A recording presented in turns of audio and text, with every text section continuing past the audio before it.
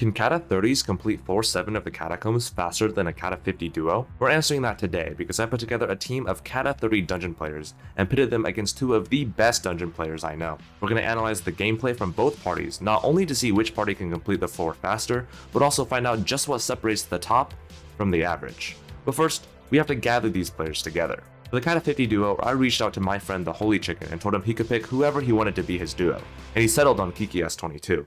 Now looking at these two profiles, we can see some pretty impressive stats. Chicken is Cata level 75 with a class average level of 54.4, 246,000 secrets, and 100,000 blood mob kills. Over on Kiki's profile, we can see Cata level 70, class average 53.4, 337,000 secrets. That's pretty crazy. And 167,000 blood mob kills. It's pretty obvious that these two players have a lot of experience with dungeons. So I told Chicken and Kiki that they had one attempt to complete floor 7 as quickly as possible as a duo, and we're going to come back to them later. To build the team of Cata 30s, I reached out to my own community here on YouTube and shared a community post asking for players who would be interested. Then I went to bed and I woke up to over 70 people who were interested in taking part. I went through the applications and I did my best to put together a team that had a proper composition of classes with at least one archer, mage, and tank. And I told them the same thing I told the Cata 50s. One attempt to present to me the best performance they could on floor 7. It is currently 2:46 a.m. right now. And I'm awake because this is the time that the Cata 30s agreed to do their run, and I have to be online to supervise them. Currently, only 4 out of 5 have shown up, so we'll see how this goes, I guess. Okay, so I'm watching the gameplay live right now. It looks like they're actually about to finish the run. It is currently almost 4 a.m. and finally I can sleep. Good night, guys. Can you see me? I'm going to sleep right now. Okay, let's get started reviewing our first clip. I believe this is the archer point of view. I'll have the point of view of whichever player we're going to be watching like on the screen here somewhere so that you can see what you're looking at. From what I can see already, he has explosion particles on, so his entire screen is just the gauntlet of contagion particles. This footage is a little low quality, but hopefully it's not too bad on your guys' end. We got some hype mage gameplay here. Okay, taking their first split. Right now we're watching Icefill. Not the fastest Icefill, but you can't really blame him. He's got 208 speed. Okay, that was I think about a 40-second Icefill there. I'm wondering if this tank they have to be clearing a Necron, right? There's no way they're one-tapping mobs in Goldor. Okay, good ice spray here.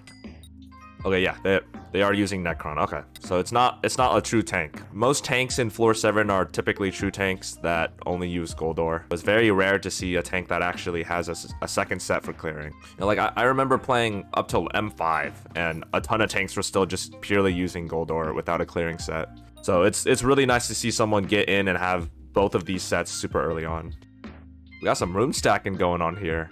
We got two people in the same room. We can literally see it in the map here. There's two people room stacking. Like there's so many empty rooms, so many different splits.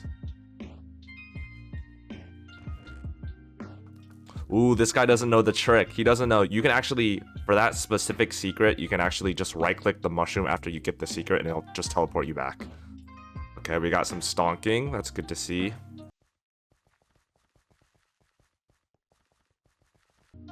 Okay, no way he's gonna do it. No way he's gonna do it. Oh, that's kind of embarrassing. No, he just left the room. You can just AOTV from the bottom there to get that secret. Is he gonna skip the secret? He's just gonna skip the secret. This guy he doesn't have low fire on, so when he catches on fire, it's just like half of his screen is just fire. Oh, he's putting on the Maxer boots. Okay, now we got some speed going on. We got some room stacking occurring here. I don't know who is that. That's also in the room, but our tank was in the room first. There's a couple splits that are still undiscovered here. You can actually, what I'm seeing a lot from this player is they're actually opening the chest and taking the item out when you can just shift click. Crouching when you open a chest secret, then it doesn't open up the UI. You don't have to go into the chest UI and take the item out. You can just shift while opening chest secrets. Yeah, you can see he goes into the chest and takes the item out. This is a bit of a strange route that they're taking here for Catwalk, but to be fair, I don't expect players at this level to have developed routes. I assume they're just running around grabbing whatever secret is closest to them. Once you get to a higher level, you'll start developing routes, and then those routes will just become muscle memory. I'm sure it's pretty rare at this level. You can actually use an AOTV to get to this secret to avoid having to climb up the vines. And you can also just stonk this chest from the bottom. You know, like just very small things that, you know, maybe save you a couple seconds. He just diffuse. Wait, he unironically has a diffuse kit in his inventory. This guy's got a diffuse kit taking up a hotbar slot. Okay, S plus at 4 minutes and 25 seconds or so. Looks like they're going in at around 4 minutes 50 seconds.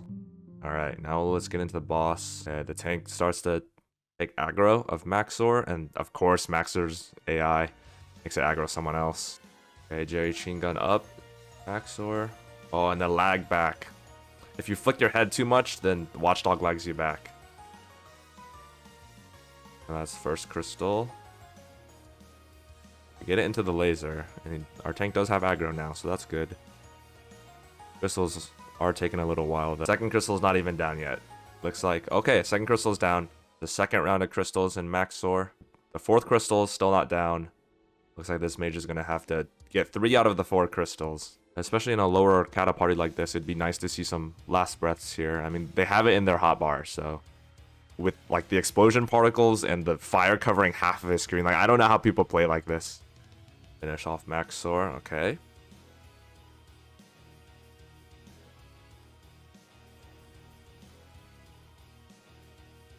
The first Storm Crush. Let's see it. Here, get the first crush. Okay, first Storm Crush at 635. I have no idea what's going on. The explosion particles are covering the entire screen.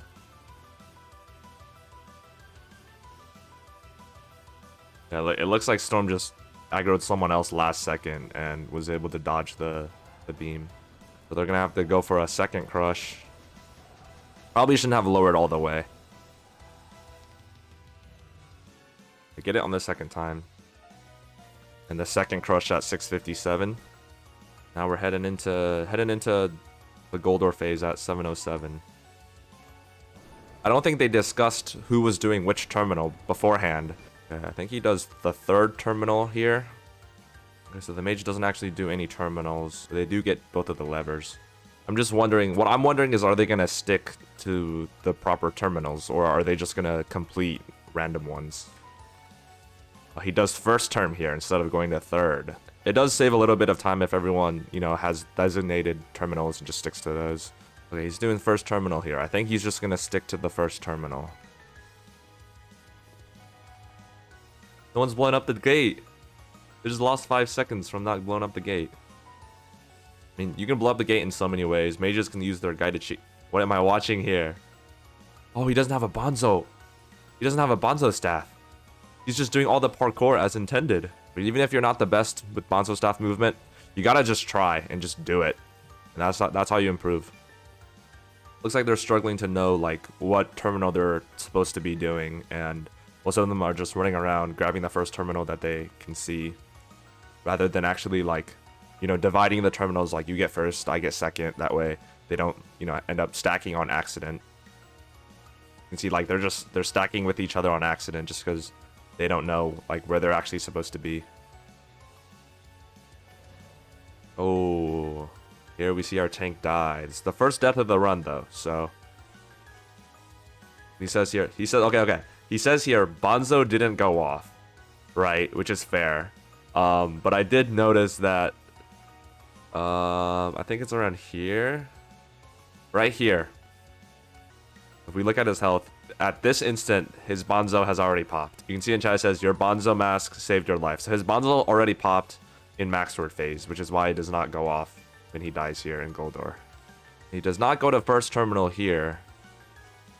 Goes to the third. So he does the third terminal, and then he does the first and fifth, and then the first, and then the third again. Yeah, this player is just doing all of the parkour as intended. But what I am noticing from him is it seems like he is doing a better job at sticking to the terminals that he is supposed to do, compared to his teammates. Like, I'm seeing him consistently do the same terminal in each phase. If they don't have someone, you know, designated to do device here, but it should just be whoever's been doing device the whole time. Yeah, they've done everything except the device. That's what they're waiting on here in this phase. And they lose a lot of time to this. He's helping with device. That's what I like to see. Pretty standard gold door clear. The tank does aggro Necron successfully, but only one player is DPSing it. And then he goes mid here instead of, you know, leaping to a teammate or shooting Necron. Only the Berserker was DPSing it. Everyone else was at mid. There is just nothing I can see on this screen. It's just orange and white. There we go. 1058, 302 S+. Finish 1058. Okay, and then the 1058. So the sub 11 clear here. Now that we've seen the 1058 run from our Cata 30 team, it's time to review the footage from the Cata 50 duo run. Okay, now we're seeing some the Holy Chicken RCM Mage gameplay here on floor 7. He just dominates those minis with his Cata level. Like, he basically 2-taps them just because he's Cata 50, which is... Okay. Oh, I thought he was, like, responding to me for a sec. I guess we'll have both me and Chicken's commentary in this gameplay. Should I be doing this room right now? Probably not. But... I don't know, Chicken. You're the professional, man. Night, AOTV, thank you, game. That was the route I was talking about earlier. Lime, how wonderful.